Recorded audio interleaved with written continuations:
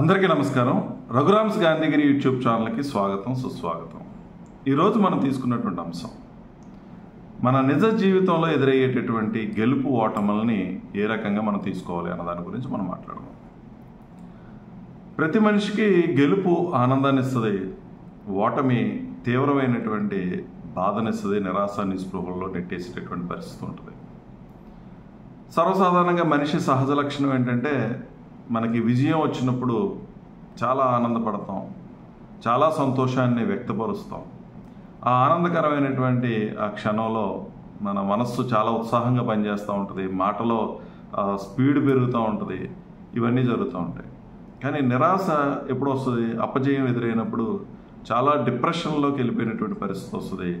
జీవితంలో అంతా కోల్పోయాం, అన్నీ కోల్పోయాం అనేటువంటి ఆలోచన ఉంటుంది.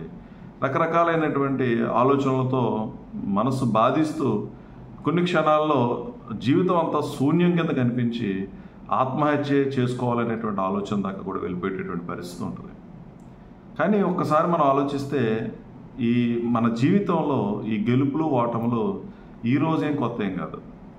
ఎన్నో సందర్భాల్లో మనం గెలిచినవి ఉంటాయి, ఎన్నో సందర్భాల్లో మనం ఓటమి చెందినవి ఉంటాయి. కొన్నిటిని మనం గుర్తిస్తాం, కొన్నిటిని మనం గుర్తించాం. మరి ఈరోజు వచ్చినటువంటి ఈ కష్టం గతంలో వచ్చినటువంటి ఆ కష్టంలాగే, గతంలో వచ్చినటువంటి ఆ విజయం లాంటిదే అనేటువంటి ఆలోచనతో కూడా మనిషి ఉండాలి. అవి ఈరోజు ఏమి పెద్ద విషయాలు కాదు, గతంలో జరిగినటువంటి ఆ విషయాలు. దీన్ని కూడా ఆ రకంగానే మనం తీసుకోగలిగినటువంటి స్థాయిలో మనం ఉండాలి. ఒక్క విషయాన్ని మనం గుర్తుపెట్టుకుంటే, గెలిచినటువంటి ఈ క్షణంలో నువ్వు పడేటువంటి ఆనందం, ఓడినప్పుడు నువ్వు పడేటువంటి ఆ విచారం, ఆ దుఃఖం ఈ క్షణం మాత్రమే ఉంటాయి. కొంతకాలానికి ఇవి రెండు కూడా ఉండవు, సాధారణమైనటువంటి స్థితిలో ఉంటాం. అంటే ఏది కూడా శాశ్వతం కాదు, గెలుపు శాశ్వతం కాదు, ఓటమి శాశ్వతం కాదు అనేటువంటి సత్యాన్ని మనం గ్రహించగలిగినప్పుడు, మనిషి ఆ విధమైనటువంటి స్థితికి రాగలిగినప్పుడు మనం చాలా ఆనందంగా ఉండేటువంటి పరిస్థితి ఉంటుంది.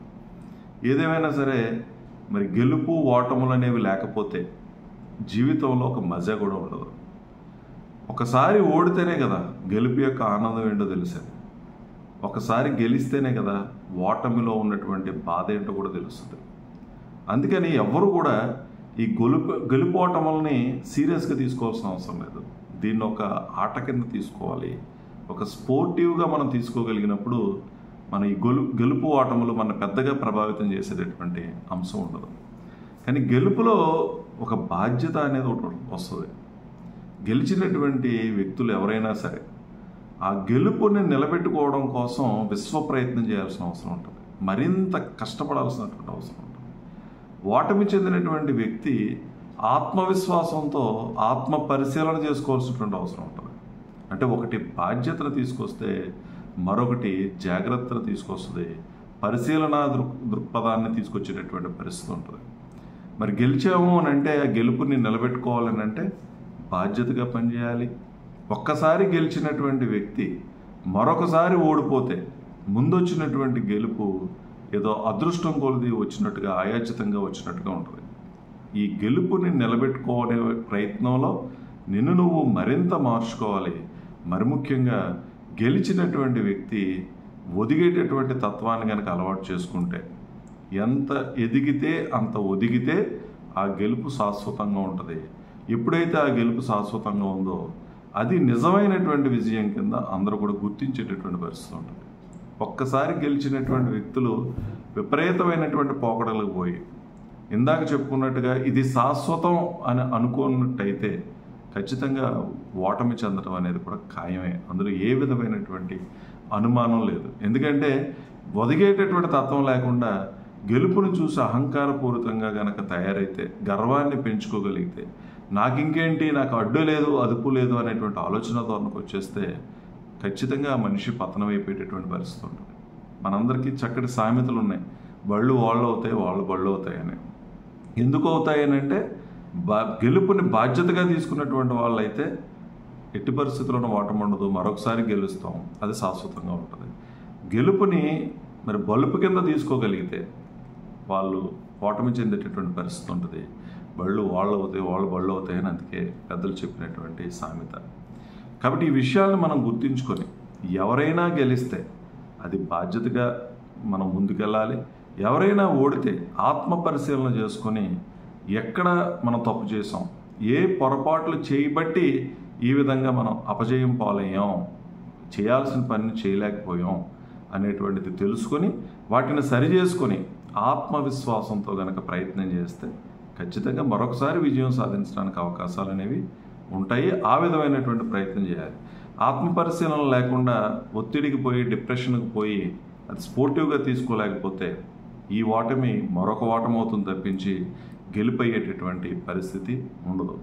ఎవరైనా సరే గెలిచినప్పుడు ఓడినప్పుడు సమానంగా తీసుకోండి, దాన్ని ఒక స్పోర్టివ్గా తీసుకోండి.